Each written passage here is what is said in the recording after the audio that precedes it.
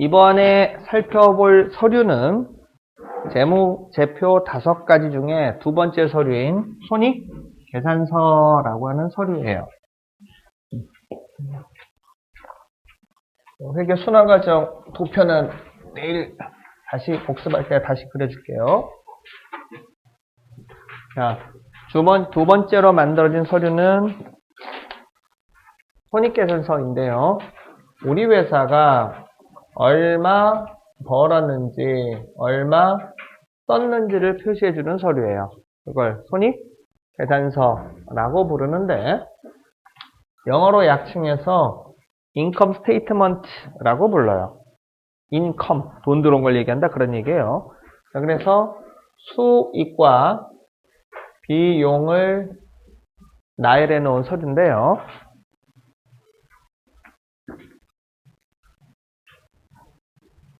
원래는 A4 용지 세로 모양이었었어요. 이렇게.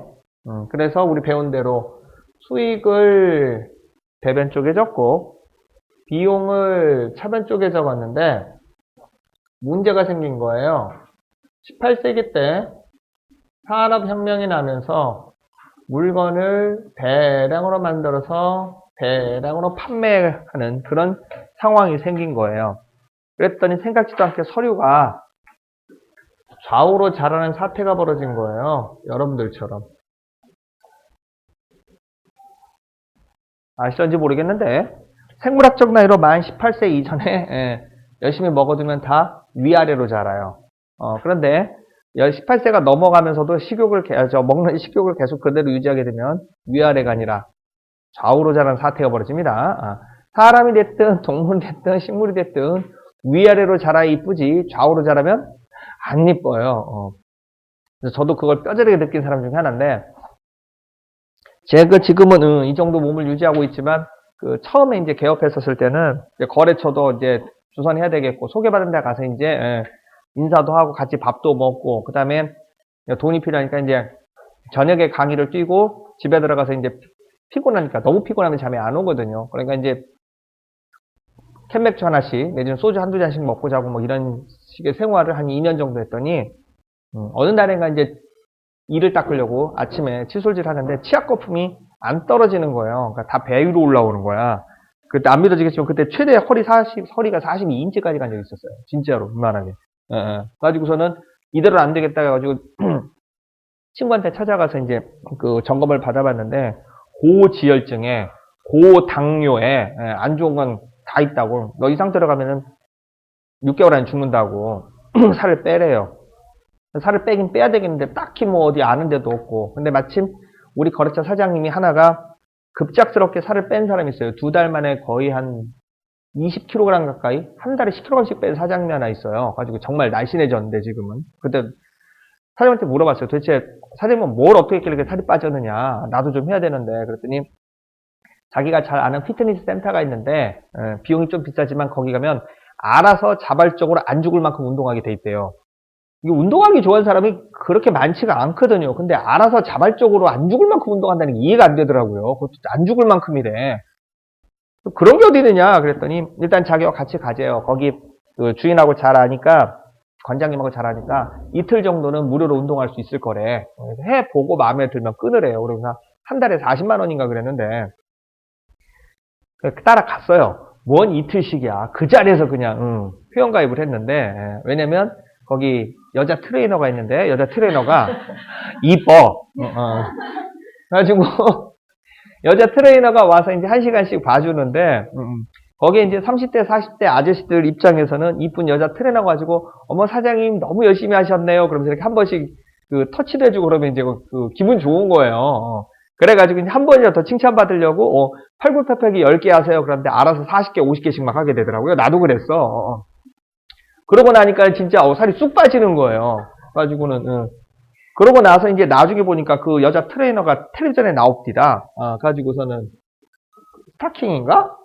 거기 나온 여자였었어요. 저 여자가 왜 저기 있어 했더니 유명 인사 됐잖아. 가지고서는 그 여자 덕분에 살을 지금 뺀 건데 그 후로부터 이제 조심하고 있죠. 먹는 거 이제 조심하고 저녁에 술도 웬만하면 이제 자제하고 이러고 있는데 지금은 허리 사이즈가 딱 31이에요. 이 정도면은 제 나이 때 치고는 굉장히 날씬한 편이거든요. 그렇다 치고. 그래서 어쨌든 농담이고 키는 위아래로 자라는 거죠. 그죠? 그러면 물건 가격은 물가는 올라가고 내려가는 거예요? 늘어나고 줄어드는 거예요? 그렇죠. 물가는 올라간다고 얘기하지 늘어났다 줄어들었다 이런 얘기는 안 하거든요. 그래서 수익도 마찬가지예요.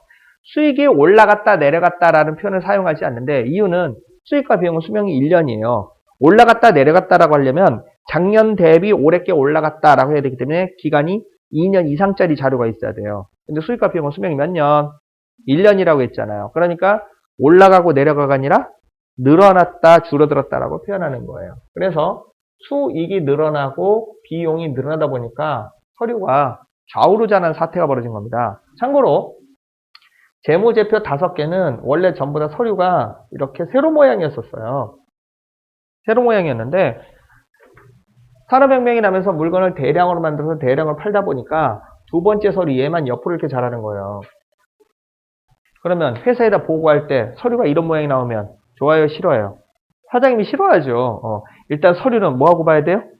이쁘고 봐야 돼요. 서류도. 그래서 대략 90년 전쯤에 서류를 90도로 헷가닥 세우기를 합니다. 그래서 지금은 사용하고 있는 손익계산서가 수익에서 비용을 빼면 이익이다라고 하는 3단 구조에 기반을 둔 세금계산서, 3단 구조에 기반을 둔 손익계산서를 사용하고 있는 상황이에요.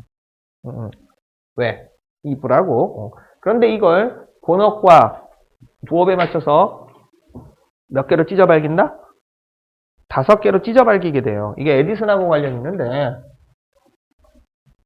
수익에서 비용을 빼면 이익이라고 하는 3단 구조를 본업과 부업에 맞춰서 5개로 찢어 발긴다고 했는데 그 전에 수익이라는 단어 앞전에 배웠었죠? 일단 회계에서는 손해를 받는지 이익을 받는지 따지지 않고 물건을 팔았다라는 개념으로 봐달라고 했었고 비용은 자산이 달아서 없어지는 거라고 했는데 못 보던 단어 하나 보이네요. 이익이라고 하는 단어가 보이죠?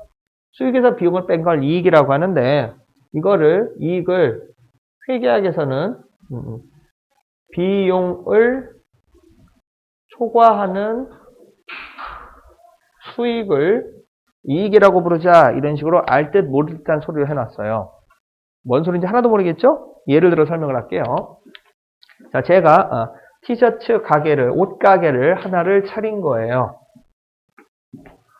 제가 옷 가게를 지금 하나 차렸는데 손님한테 팔려고 티셔츠를 5만 원에 사왔어요. 그러면 손해 봤을까요? 이익 봤을까요? 손해도 아니고 이익도 아니에요. 현금 5만 원을 거래처한테 건네줬고 옷가게 주인한테 건네주고 티셔츠 5만 원짜리 내가 사왔으니까 자 이걸 마진을 붙여서 7만 원에 팔았습니다. 자 수익 났나요? 그렇죠. 수익 났죠. 얼마 났어요? 이게 우리나라 주식 교육의 병폐인데 회계학은 서양에서 만들어진 학문이기 때문에 순서가 굉장히 중요해요. 그런데 지금 방금 여러분들이 2만 원이라고 대답한 건 결과만 대답한 거예요. 제가 얘기한 건 수익 났나요? 라고 물어봤었잖아요. 물건을 판 적이 있느냐를 물어본 거지 손해봤는지 이익이 났는지 나한테 마진이 남았는지를 물어본 게 아니란 얘기예요. 우리나라 주식교육의 병폐가 그거라니까 일단 답부터 빨리 내고 봐 이래가지고 중간과정 몽땅 생략하고 얘기 옆으로 새는데 해외 나가보시면 한국 사람 쉽게 찾는 법 1번 커피 자판기 앞에서 커피 버튼 누르고 불이 깜빡깜빡거리고 있는데 밑에 커피 나오는데 뚜껑 열고 쳐다보고 있으면 그거 100% 한국 사람이에요. 분명히 뜨겁다고 경고창이 써져 있는데도 불구하고 그 쳐다보고 있어 뚜껑 열고 그러다 커피가 빨리 내려온 것도 아닌데 두 번째는 일본 여행 갔을 때 요즘 저기 무슨 시장 초밥인가 뭔가 거기 때문에 시끄럽다며 오사카 가지 마세요. 저기 한국인한테 와사비 넣어가지고 테러했다며. 근데 또 속없이 또 거기 가서 또 나는 와사비 테러 안 당했는데 그래서 또 자랑하는 사진이 또 올라왔더라. 아무 생각 없는 거지. 아무튼 그렇다 치고. 그 일본에 가면요 한국 사람 쉽게 찾는 법. 공항에서 택시 타려고 하는데 손잡이에 뒷문 열려고 손잡이에 손대고 있으면 한국 사람이에요. 왜냐면 일본 택시는 뒷문이 자동이거든요.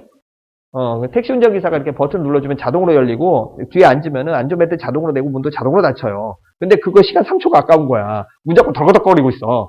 한국 사람이야 100%. 그 다음에 찾기 제일 쉬운 거. 관광객인데 등산복 입고 다니면 100% 한국 사람이에요. 아, 정말요. 참고로 깃발 보고 줄 서서 쫄래쫄래 따라가면 일본 사람이고 까만 옷 입고 목에다 카메라 메고 돌아다니면 그거 100% 중국 사람이에요. 내가 이 정도 재력이 된다라고 과시하려고 카메라 진짜 큰 거 무거운 거 들고 다니는데 여행 가서 카메라 큰 거 필요 없거든요. 핸드폰 찍어도 충분한데 결정적으로 중국 사람은 시끄러워. 뭘 해도 시끄러워요. 아무튼 그래. 그래서 한꺼번에 대답하시면 안 되고 순차적으로 대답해야 돼요. 회계학은 이러이러한 과정을 거쳐서 이만큼의 이익이 났고 이만큼의 손해가 났다라고 과정을 다 설명해 주는 게 회계학이에요. 순서가 굉장히 중요한 거예요. 그래서 제가 방금 수익 났나요? 라고 물어본 건 물건을 판 적이 있나요? 라고 물어본 거고 얼마 팔았다? 얼마에 팔았다? 7만 원에 팔았다는 거예요. 그 다음 단계에 가서 이제 손해가 난지 이익이 난지 따져야 되는 거예요. 그래서 수익과 이익은 비슷해 보이는 단어지만 의미하는 바가 좀 달라요. 물건을 파긴 팔았는데 좀 이따 설명하겠지만 적자가 나는 경우도 있어요. 됐어요? 그래서 하는 얘기인데 가끔 신문기사에 보면은 뭐 네이버 인터넷 기사도 마찬가지지만 요새 귀농 귀촌이 유행이다. 도시 사람인데 시골에 내려가서 연 매출 5억 원이다라고 기사 띄우면서 귀농을 적극 장려하는 기사들이 올라오는데 거기에 엄청난 함정이 하나 숨어 있어요. 5억 원이 다 자기 돈이 아니라는 거예요. 연간 매출 농사로 지어서 5억 원이면 그 안에 들어가는 인건비랑 그 재료값 있잖아요. 그게 대충 70% 선 정도 잡아야 돼요. 그러면 대략 한 1억 5천 정도가 순수 이익이라는 얘기예요. 그 정도만 돼도 괜찮은데 거기에 함정이 또 하나 숨어 있어요. 농사 지을 때 식구들이 전부 다 매달려서 농사를 짓거든요. 그거에 대한 인건비는 안 잡혀 있는 거예요, 지금. 그러니까 따지면은 우리가 그 평균을 내놨는데 그 1년에 5천만 원 그 소출, 매출이 발생을 하면은 한 사람당 120만 원 이익이 남는 됩니다. 그러니까 농사 짓는 게 그렇게 쉬운 일이 아니에요. 맨날 적자야. 아무튼 그렇다 치고. 그래서 그래서 여러분들은 수익과 이익을 동일시하면 안 돼요. 수익은 매출, 그러니까 물건을 팔았다는 개념이고, 진짜 내 손아귀에 떨어진 거는 이익이라는 걸로 표현하는 거예요. 수익과 이익은 같은 단어가 아니에요. 뭐가 더 중요한 거예요? 이익이 더 중요한 건데, 문제는 이익은 회계 구성요소 5가지에 들어간다, 안 들어간다? 안 들어가요. 안 들어가요. 왜냐면 수익에서 비용을 빼면 이익이라는 걸 계산할 수 있기 때문에 회계 구성요소는 안 들어간다. 이게 지금 현재 회계 입장인데, 자, 그러면 다른 예를 하나 들어드릴게요. 제가 그렇게 티셔츠를 잘 팔아서 짭짤하게 2만 원에 이익이 났길래 똑같은 티셔츠를 5만 원에 사왔어요. 자, 7만 원에 팔려고 했는데 날씨가 점점 추워지면서 안 팔리는 거예요. 반팔을 사왔어요. 얇은 옷을. 그래서 이대로는 안 되겠다. 이대로 놔두면 내년까지 안 팔리고 2월 재고가 될 것 같아서 손해를 무릅쓰고 4만 원에 팔았습니다. 수익 났어요? 났다라는 거예요. 얼마 났어요? 그렇죠. 4만 원이라고 대답해야 돼요. 4만 원이라고 대답해야 돼요. 그 다음 단계 가서 손해가 난지 이익이 난지 따지는 거예요. 자, 이 경우에는 물건은 팔았을 때 이익이 나지는 않고 어떻게 됐어요? 그렇죠. 손해가 발생한 그런 케이스예요. 손해가 발생한 그런 케이스예요. 그래서 이익이 나려면 반드시 수익이 나야 되지만 수익이 났다고 해서 꼭 이익이 난다는 보장은 없는 거예요. 없는 거예요. 자, 그렇게 해서 수익과 이익에 대한 개념을 제가 설명을 했는데 이걸 현실 세계에서는 간단하게 3단 구조가 아니라 에디슨 때문에 수익과 비용을 5개로 찢어발겨서 표시를 하게 됩니다. 에디슨이 만든 회사가 지금도 안 망하고 운영되고 있는데 에디슨이라고 아시죠? 뭐 미국의 엄청난 발명가였다며. 근데 그 사람이 살아생전 엄청나게 큰 돈을 벌었는데 그 사람이 죽고 나서 자, 그 회사는 망했다. 아직도 굴러가고 있다. 아직도 굴러가고 있습니다. 혹시 어떤 회사인지 아세요? 알아두셔야 돼요. 특히 앞으로 결혼하실 분들은. GE라는 회사 있어요. 제네럴 일렉트로닉이라고 제조업체 중에선 전 세계에서 제일 큰 회사예요. 전구도 만들고요. 발전기도 만들고요. 자동차도 만들고요. 인공위성도 만드는 회사예요. 그런데 이 GE라는 회사에서 만든 냉장고 세탁기가 그렇게 좋아. 우리나라 삼성전자, LG전자 것도 꽤 괜찮은 편에 들어가는데 사람들이 몰라서 그러는데 냉장고는 GE하고 아에게가 최고예요. 에이지 그러면 안 돼요. 독일제이기 때문에 아에게라고 읽어야 돼. 이 정도는 알아주셔야지. 넘어가요. 그렇다 치고. 자, 그래서 에디슨이 이제 전구를 만들어서 팔게 됐는데 부자들을 대상으로 해서 전구를 다 팔고 나니까 더 이상 이제 전구를 살 사람이 없는 거예요. 그래서 외상 할부 제도를 처음으로 도입합니다. 에디슨이. 그러다 보니까 자 보세요. 전구를 만드느라고 비용이 2천만 원 들어갔어요. 이걸 마진을 붙여서 3천만 원에 팔았으니까 이익이 1천만 원 나와야 정상인데 희한하게도 손익계산서에 이익이 1,200만 원이라고 표시가 된 거예요. 그랬더니 공인회계사들이 에디슨을 불렀어요. 선생, 왜 에디슨이니까 해도 너무한 거 아닙니까? 당신이 초등학교밖에 안 나온 거 다 아는데 그래도 그렇지 어떻게 3천만 원에서 2천만 원을 뺐는데 1,000만 원이 나와야 되지 1,200만 원이냐? 이건 말이 안 된다 라고 했더니 에디슨이 하는 얘기가 나도 안다. 근데 우리 회사가 이번에 부업 삼아서 할부 캐피탈 회사를 설립을 하고 전구를 할부 판매하게 됐는데 전구 팔아서 순수하게 생긴 이익은 1,000만 원이지만 우리 회사가 부업 삼아서 전구 살 돈을 빌려주고 이자를 받았는데 부업 삼아서 받은 이자를 표시할 부분이 없더라 손익계산서에. 그래서 어쩔 수 없이 합산처리해서 표시한 것뿐이다. 서류 양식이 이렇게 된 걸 왜 나보고 뭐라고 하느냐 이런 얘기가 나온 거예요. 생각해보니까 회사가 꼭 업종을 하나만 하라는 법은 없거든요. 그 전까지는 회사들이 사업을 하나만 했었어요. 철강 사업은 철강만 하고 가전제품 만드는 회사는 가전제품만 만들고 뭐 이런 짓만 했었거든요. 근데 생각해보니까 꼭 회사가 업종을 하나만 할 필요는 없는 거예요. 그래서 부업 삼아서 돈을 버는 경우도 있구나 라고 뒤늦게 알고서는 이걸 수익에서 비용을 빼면 이익이라고 하는 3단 구조의 손익계산서를 본업과 부업으로 찢어발기기 시작한 거예요. 자, 그래서 우리 회사가 이마트나 롯데마트 같은 유통업체다. 그러면 본업을 사유로 물건을 팔았습니다. 라고 하는 걸 표시할 때 상품 매출이라고 하는 계정 과목을 사용해요. 그 다음에 우리 회사가 빵을 만들어 파는 회사예요. 삼성전자처럼 핸드폰이나 컴퓨터를 만드는 회사예요. 제조업종이 되겠네요. 제품을 만들어서 팔았습니다. 라는 의미로 제품 매출이라고 하는 계정 과목을 사용을 해요. 그 다음에 스타벅스는 커피를 팔죠? 그 다음에 또 영화관에서는 영화를 틀어주죠? 학원에서는 수강생들한테 강의를 하고 수강료를 받게 되는데 그런 업종들을 서비스 업종이라고 불러요. 그래서 서비스 매출이라고 하는 계정 과목도 사용하기도 하고 용역 매출 뭐 이런 계정 과목을 사용하기도 하고 그래요. 자, 그 다음에 본업 이외의 사유로 짭짤하게 이익이 생기는 경우가 있을 거예요.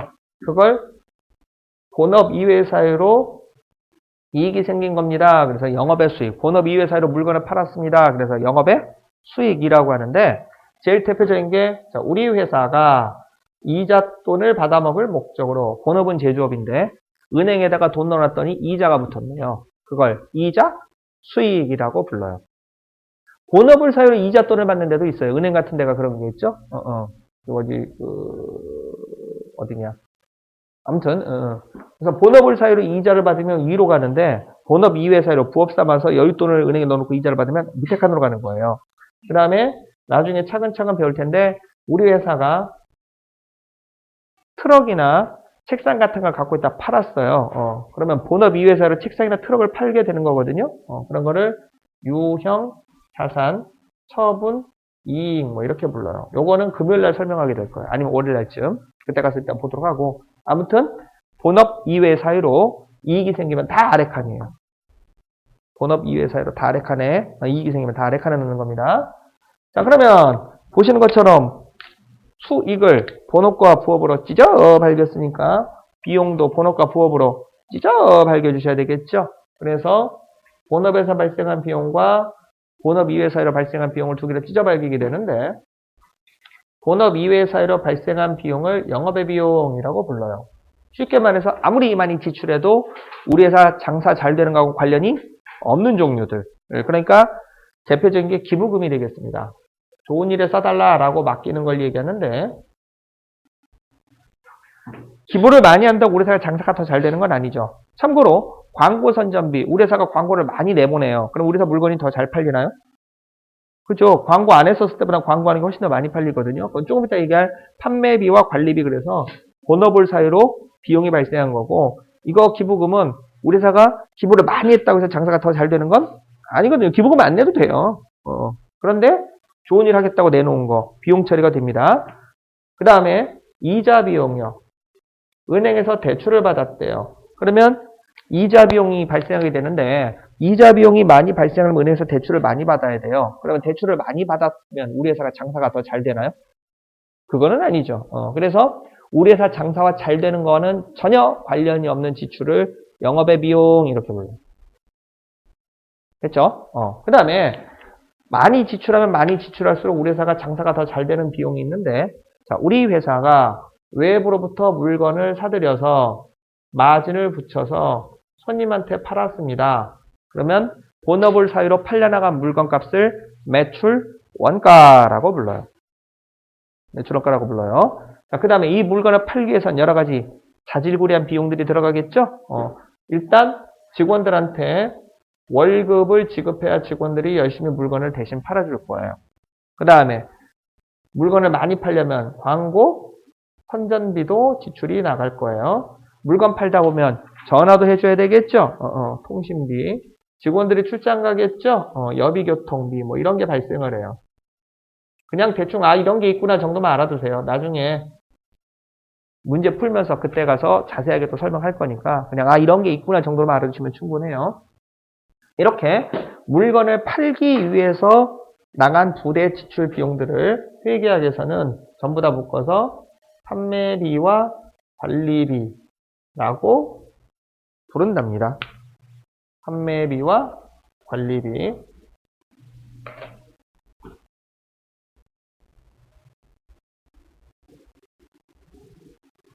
그래서 손익계산서는 굉장히 복잡해 보이지만 사실은 아주 간단한 구조로 되어 있는 거예요. 수익에서 비용을 빼면 이익이다라고 하는 3단 구조였는데 마갈롬 에디슨 때문에 총 몇 개? 5개로 찢어 밝혀진 거예요. 자, 그 다음부터는 아까도 얘기했지만 순서가 중요하다고 했었죠? 순차적으로 숫자를 한 번씩 중간 확인, 점검을 해주시면 되겠는데 상품 매출, 제품 매출에서 매출 원가를 빼면 자, 우리 회사가 본업을 사유로 물건을 팔았습니다. 그래서 이익이 생겼는데 아직 직원들 월급을 지급하기 전입니다. 라는 의미로 매출 총이익이라고 하는 이익 항목이 나와. 이것도 이름만 존재하는 거예요. 매출 총이익. 매출 총이익. 그래서 내친 김에 하나 더. 아까 커피 얘기를 하셨는데 다른 건 뭐 없나? 서울우유 얼마 주고 사셨어요? 950원. 서울우유를 저분이 950원 주고 샀다고 하는데 그러면 장사하시는 분들 입장에서는 편의점에서 이 우유를 950원에 판 거거든요. 편하게 900원이라고 가정을 할게요. 그러면 저 우유 얼마 주고 사왔을까요? 회계를 공부하고 나면 그 다음부터는 물건 살 때 한 번 더 고민하게 되는데 유통업체 쪽은 자기가 먹고 살기 위해서 사온 물건의 최소 3배 가격을 받아야 돼요. 저 우유 공장 출고 가격은 280원이에요. 그걸 사와서 3배 가격을 부르게 되는데 이런 폭리가 어디 있습니까? 할지 모르겠는데 나머지 30%는 가게 물건을 파느라고 가게를 운영하면서 월세 나가고 아르바이트생들 월급 주고 그 다음에 전기요금 내고 수도요금 내고 그걸로 경비 충당이 되는 거고요. 나머지 30%를 가게 주인이 가져가는 거예요. 그래서 유통업체 중에서 마진율 30%면 꽤 괜찮은 편에 들어가요. 꽤 괜찮은 편에 들어가요. 물론 더한 것도 있는데 우리 저기 기장업체 중에 룸사롱이라고 있어요. 룸사롱 하나가 딱 있는데 웬만하면 안 맡으려고 했는데 학교 선배가 부탁을 해가지고 불쌍하다고 도와주라고 해가지고는 어쩔 수 없이 기장을 맡고 있는데 또 사탕 발림에 넘어갔지 또 내가 잘만 해주시면은 언제 한번 우리 가게로 모셔서 공짜로 술 주겠다고 이러더라고요. 그래서 솔깃 하잖아. 막 드라마 같은 데서 이쁜 여자들 나와가지고 사장님 술 드세요 막 이런 데 하니까 그래서 덜커덕 맡았는데 문제가 생긴 거예요. 룸사롱은 장사를 저녁에만 한대. 근데 저는 낮에 시간 여유가 낮에 있거든요. 그리고 저녁에는 저기 저 재직자반 그래가지고 저녁에 제가 강의하고 있는 게 있어요. 그러니까 갈 일이 없는 거예요. 저녁에 움직일 수가 없어. 그래서 저번에 한번 자료 받으러 갈 일인데 저기 직원들이 가겠다고 그런 걸 그 험한데 네가 어떻게 가겠니? 내가 한번 가볼게. 솔깃하니까 궁금하니까 어떻게 생긴 건지. 기장 맡고 나서 한 3년 만에 가봤는데 불 다 끄고 자고 있던데. 가지고 속았어요. 아무튼 기장은 열심히 해주고 있는 중인데 아무튼 그렇다 치고 거기 그 손익계산서 만들어 보니까 술 한 번 먹고 세균계단서 나가는 게 있는데, 와, 별천지네. 술값이 하룻밤 사이에 1,000만 원짜리가 있더구만요. 난 잘못된 줄 알았어요. 100만 원짜리인데 1,000만 원 잘못 나온 건 줄 알았는데 전화해보니까 맞대. 이게 뭔데요? 그랬더니 한전에서 그 화력발전소 공사하는데 지역 주민들이 이제 반발이 심하니까 거기에 이제 동네 이장들 불러다가 술 먹인 거래. 그럼 이제 동네 이제 입장에서는 이제 책 잡힌 거지. 이쁘고 쭉쭉빵빵한 아가씨들이 옆에 와서 사장님 술 드세요 막 이래 보니까는 속된 말로 헬렐레 기분 좋아가지고 그래 뭐 우리가 남이가 뭐 남자들 그 안 좋은 속성이 또 술 취하면 저기 호구조사 들어가요. 고향이 어디세요? 뭐 군대는 어디 나오셨어요? 뭐 학교는 어디 나오셨어요? 그래가지고 뭐 하나도 꼬투리가 하나 잡히면 안면이 있었네 뭐 이래가면서 그 다음에 이제 술 취하고 이제 우리가 남이가 그러고 이제 주민등록번 좀 까고 있어 이제 나이 서열순도에서 형님 아우 동생 뭐 이런 식으로 너무 걸고 넘어지는 거거든. 그리고 이제 단체로 나쁜 짓을 하고 나면은 그다음부터는 우리는 하나다 이런 식으로 일체감이 생겨요. 이게 남자들이 묘한 습성이 그러는데 그 여자분들은 아무리 친해도 목욕탕 서로들 안 가죠. 같이는 안 가죠. 그잖아요. 친어머니하고나 같이 자매지간에도 웬만하면 안 가잖아요. 그죠? 근데 남자들은 처음 본 사이더라도 목욕탕에 같이 가요.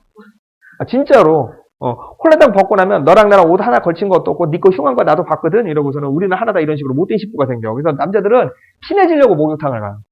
여자들은 친해져야 목욕탕을 가는데 남자들은 친해지려고 목욕탕을 가요. 진짜야. 아무튼 원인이 나온 거예요 지금. 아무튼 그래서 300원짜리 우유를 900원에 팔았습니다. 매출 총이익은 600원이 나와요. 그 룸사롱 얘기 참. 그래서 그거 원가 분석을 해봤더니 야 시바스리갈이라고 5만원짜리 순을 100만원에 팝디다. 마진율이 95만원이야 마진이. 근데 이제 그거 이제 그 뒤 봐주는 조직폭력배 주고 뭐 어디 뇌물 주고 뭐 이러고 나면은 실제로 남는 거는 한 달에 한 3천만 원 정도 남는데나 자영업치고는 나쁘진 않는데 요새 이제 경기도 많이 타고 또 하나가 이게 또 술 취한 손님들 또 진상이 있잖아. 주치닦걸 해주고 이러다 보니까 자기도 언젠가는 때려쳐야 되겠다고 애들 보기에 창피하다고 해서 지금 문 닫겠다고 하는데 빨리 닫았으면 좋겠어. 나도 골치 아파. 그렇다 치고 자 그래서 그런 경우에는 매출 총이 어마무시하게 많이 나는 그런 종류들이에요. 그러니까 최소 3배지 3배 이상 받는 건 괜찮아요. 문제는 3배 밑으로 내려갔을 때가 골치가 아파지는 거예요. 됐죠? 일단 치고. 자, 그러면 물건 팔아서 매출 총이익이 나왔습니다. 여기서 종업원들 월급 줘야 되겠죠? 그러면 본업을 사이로 장사해서 이익 남았습니다를 영업이익이라고 불러요. 그러니까 아까 얘기한 것처럼 대략 300원 정도의 판매비와 관리비 지출이 발생을 하면 영업이익으로 300원 정도가 나와요. 이걸 이제 마진으로 먹는 거예요. 그래서 스타벅스에서 커피 6,000원짜리 드시면은 그 가게 주인한테 1,400원 정도가 나와요. 한 잔당. 한 잔, 순이익이. 그러면 이제 영업의 수익, 본업 이외 사이로 은행에다 돈 넣은 거 이자 돈 붙었다 그러면 더해 주시고 영업의 비용, 본업 이외 사이로 지출이 발생했다 그러면 빼 주시면 되겠는데 그러면 이름이 굉장히 기다란 희한한 애가 나와요. 뭐냐면 법인세, 차감전, 계속사업 손익이라고 하는 게 나와요. 자, 그러면 그 다음 단계에서 뭘 빼야 될까요? 힌트, 법인세 차감전인데. 그렇지요. 법인세를 빼야 되는 거예요. 법인세를 빼야 되는 거예요. 법인세 차감전이니까 법인세를 빼야 되는 겁니다. 그러면 법인세 차감전이라고 하는 단어가 떨어져 나가고 계속사업 손익이라고 하는 게 나오게 돼요. 계속사업 손익이라고 하는 게 나오게 되는데 여기에서 이번에 또 여러분 공부할 때 아주 좋은 예제 떴잖아. 플러스 마이너스 중단사업 손익이라고 하는 게 있어요. 뭐냐면 장사 잘하다가 일부분을 때려치는 경우가 있어요. 지금 현재 예제로는 삼성전자에서 노트 7 포기하기로 했다며 출시한 지 29일 만에 도저히 안 되겠다 그러고선 지금 때려치운 상태예요. 그러면 삼성전자는 어마무시하게 중단사업 손실이 발생합니다. 지금 앞전에 미국과 핸드폰 교체해준다고 지금 비용 나간 게 1조 원 정도 나갔고 중국에 팔린 것도 다 회수하고 교체해주겠다 그래가지고 거기서 또 한 2조 원 나갈 거라네. 그러면 삼성전자는 중단사업 손실이 3조 원 정도가 나오게 돼요. 3조 원 정도가. 근데 그거 아마 보험 들어놨을걸? 저기 뭐예요? 기계장치 뭐 이런 데 문제가 생기면 보험 처리하는 거 들어놨기 때문에 손실액은 좀 더 줄일 수가 있을 텐데 아무튼 손익계산서는 이런 구조로 되어 있어요. 그래서 시중에 나와 있는 모든 책들이 또는 다른 강사분들이 손익계산서 설명할 때 쭉 써주고 위에서 아래로 순차적으로 외워야 된다 그러는데 순차적으로 외울 필요도 없고요. 그렇게 외워봐야 아무 책에도 쓸모가 없어요. 어떤 구조로 되는지 이해를 해야 되는 거예요. 그래서 다시 한번 얘기지만 손익계산서 뭐에서 뭘 빼면 뭐다? 수익에서 비용을 빼면 이익이다라고 하는 3단 구조. 이것만 먼저 알아두시면 돼요. 이거는 일단 한번 이런 데 보여드리고 나중에 우리가 입력 실습하면서 차근차근 설명을 하려고 맛배기로 지금 보여드린 거지. 지금 당장 외울 필요 없어요. 결정적으로 외울 필요도 없어요. 왜? 누가 자동으로 만들어줘요? 컴퓨터 프로그램이 자동으로 만들어줘요. 그러니까는 각 파트가 뭘 의미하는지 정도만 알아두시면 돼요. 하나 더. 이 중에서 제일 중요한 이익을 골라라. 그럼 무슨 이익을 골라야 돼요? 당기순이익이라고도 배우셨는데, 영업이익이 제일 중요한 거예요. 영업이익. 왜? 본업이 잘 유지가 되어야 본업이 이외 사이로 빵꾸난 걸 메꿀 수 있는 거거든요. 영업이익이 중요한 거예요. 영업이익이 플러스인데 당기순이익은 마이너스가 나는 경우 있어요. 뭐냐면 보험차손이라고 하는 건데 공장에서 불난 거예요. 그럼 당기순이익은 마이너스가 되는 경우가 있어요. 그러면 회사 주가 확 떨어지는데 그 회사 주식은 사면 돼요? 안 돼요? 사야 되는 거예요. 왜? 공장이 복구되면 원래대로 돌아올 거거든요. 왜? 영업이익이 플러스니까. 근데 반대되는 경우 있어요. 영업이익이 적자인데 당기순이익이 플러스인 경우가 있어요. 한진해운이 그 케이스예요. 어떻게? 배편으로 물건 실어놔서 적자 났는데 어떻게든 당기순이익을 플러스로 만들어야 되니까 회사가 가지고 있던 건물 팔고 토지 팔고 주식 팔고 이런 식으로 들어가는 거예요. 그렇게 해서 당기순이익 억지로 플러스로 만드는 경우가 있어요. 그 회사는 절대 주식을 사면 안 되는 거예요. 왜? 딱 팔고 나서 또 팔 게 없거든. 그럼 다다음해부터 계속 마이너스 행진을 달리게 되는 건데요. 이해되셨죠? 자, 일단 필요한 거 필기하시고 사진을 찍으시고 60초 후에 손익계산서 회계에서 뭐라고 정의를 해놓았는지 자세하게 설명하도록 할게요.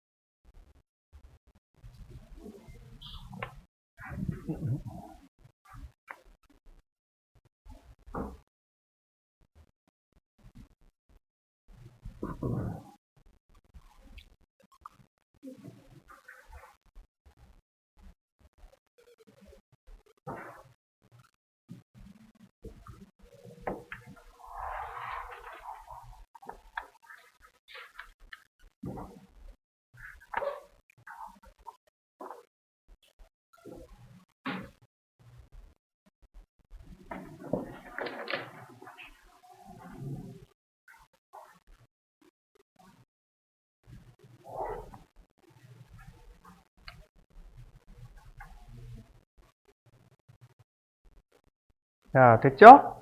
손익계산서. 그래서 수익에서 비용을 빼면 이익이다 라고 하는 3단 구조로 되어 있다 라고 얘기를 했었는데 이 손익계산서를 회계학 책에서는 이렇게 정의를 하고 있어요. 손익계산서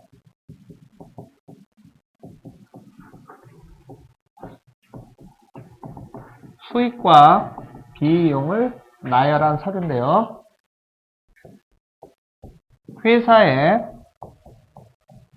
경영성과입니다. 이번에는 얼마 벌었는지 얼마 썼는지를 표시해주는 서류다라고 해서 손익계산서는 회사의 경영성과를 표시해주는 서류예요. 자, 그런데 굉장히 중요한 단어가 들러붙는데요. 아까는 일정 시점이었는데 이번에는 일정 기간이 들러붙습니다. 일정 기간. 일정 기간이라 하면 1월 1일부터 12월 31일을 의미하는데요. 아까 얘기한 3월 결산법인, 3월 결산법인의 경우 4월 1일부터 다음 연도 3월 31일까지가 일정 기간이에요. 일정 기간이에요. 그래서 객관식 문제에서 여기 지금 빨간색으로 표시한 일정 시점이라고 하는 단어와 파란색으로 손익계산서 설명을 하면서 파란색으로 표시한 일정 기간이라고 하는 단어 위치를 바꿔놓고 잘못된 걸 찾아라 이런 식으로 문제가 잘 나와요. 그래서 손익계산서는 일정 기간, 재무상태표는 일정 시점이라고 대답을 해야 됩니다. 자, 그런데 문제는 저 일정 기간이라고 하는 단어가 의미하는 바를 잘 이해를 해야 되는데 우리 회사가 설립된 지 10년째 되는 회사예요. 죽으라고 열심히 일해서 자 1년차 손익계산서가 나왔어요. 1년 동안 장사해서 이렇게 돈 벌었습니다 라는 의미가 되겠죠. 1년 동안 또 죽으라고 열심히 일해서 2년차 손익계산서가 나왔어요. 자 지금까지 손익계산 총 몇 장? 2장 나왔겠죠. 자 이 중에서 의미가 있는 건 2장 다예요. 하나도 버리면 안 돼요. 왜? 일정 기간이라고 하는 단어가 의미하는 바는 우리 회사가 벌어들인 수익과 비용을 1년 단위로 톡톡톡 끊어서 보여주세요 라는 의미예요. 그러니까 보시는 것처럼 화살표가 겹친다 안 겹친다? 안 겹쳐요. 안 겹치면 하나도 버리면 안 되는 거예요. 됐어요? 자 그러면 손익계산서가 이런 식으로 수명이 1년이라고 하는 걸 설명을 했는데 그러니까 당연히 이 안에 들어있는 수익과 비용도 수명이 몇 년?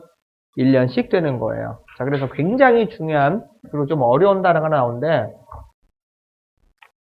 우리 회사가 보시는 것처럼 설립된 지 10년째 되는 회사인데 3년 전에 잘못 적은 분기를 올해서 찾았어요. 하필 수익과 관련된 분기라고 하네요. 7년 전에 잘못 적은 분기를 올해서 찾았어요.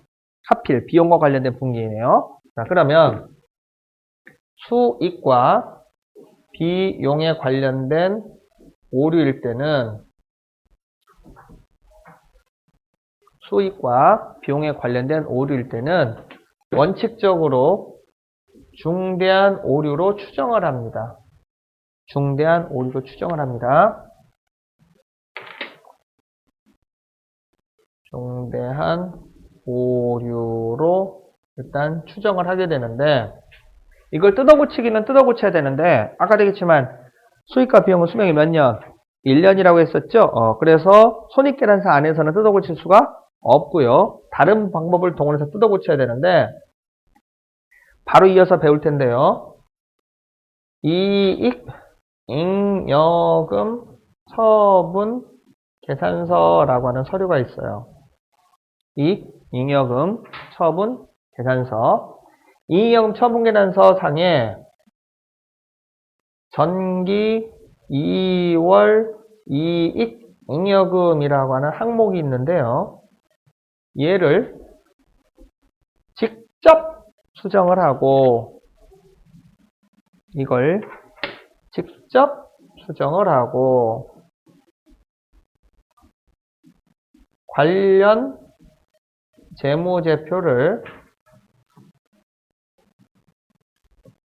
몽땅 새로 만들어라 이렇게 돼 있어요. 관련 재무제표를 몽땅 새로 만들어야 된다라고 되어 있어요.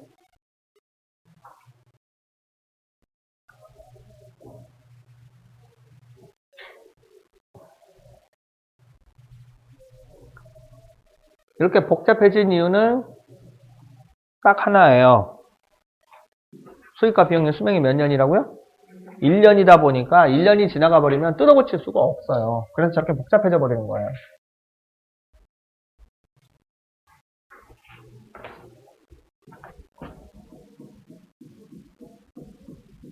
수익과 비용에 관련된 오류일 때는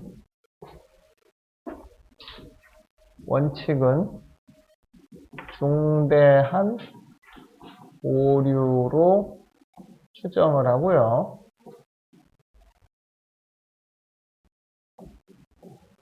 이익, 잉여금, 처분, 계산서라고 하는 서류가 있는데 바로 이어서 설명할 거예요. 이익잉여금 처분계산서상에 전기 2월 이익연금이라고 하는 데가 있어요. 상호 전기 2월 이익잉여금을 직접 수정을 한 후 관련 재무제표를 몽땅 새로 만들어야 돼요. 근데 문제는 이 재무제표를 새로 만드는데 돈이 어마무시하게 많이 듭니다. 공인회계사에 확인도장이 필요해요. 근데 문제는 공짜다 돈 받고 찍어준다. 돈 받고 찍어줘요. 한 번 찍을 때마다 300만 원이에요. 그러니까 7년 전과 잘못된 거 찾았다. 고친다면 2,100만 원이 들어요. 이게 너무 심하지 않느냐. 그래서 예외 규정을 하나 만들어줬는데요. 공인회계사가 세무사가 보기에 자 중대하지 아니한 오류로 판정이 났대요. 금액이 굉장히 적은 거예요. 직원들한테 7년 전에 직원이 출장가면서 출장비로 회사에서 10만 원을 지급했는데 그거 7년이나 지나서 올해서 잘못된 걸 찾은 거예요. 그렇다고 그거 10만 원 때문에 7년치 재무제표를 몽땅 뜯어고친다는 건 말도 안 되는 일이잖아요. 그래서 공인회계사 보기에 별로 안 중요하다 이거는. 그랬을 때는 계정과목이 따로 존재하는데요. 전기, 오류, 수정, 손익 이게 이번에 시험에 나왔어요. 이게 이번에 시험에 나왔는데 전기, 오류, 수정, 손익 계정과목을 사용하여 오류, 정정, 분계를 해주시고 그 차액을 손익계산서상에 아까 우리 봤었죠? 영업의 수익이나 영업의 비용에 반영하라 이렇게 돼 있어요. 영업의 비용에 반영하라 이렇게 돼 있어요. 회계 처리가 저렇게 복잡해진 이유는 딱 하나예요. 수익과 비용의 수명이 몇 년? 1년이다 보니까 잘못된 걸 찾아서 고쳐야 되겠는데 원칙적으로 작년과 재작년 거를 못 뜯어 고쳐요. 손익계산서 안에서는. 그래서 바로 이어서 설명할 이익잉여금 처분계산서에서 뜯어 고쳐라. 그런데 그 금액이 작으면 굳이 그렇게 안 해도 된다. 대충 설렁설렁 넘어가자. 손익계산서 뜯어 고치는 것도 인정해 줄게. 그렇게 돼 있어요. 현재 구조가.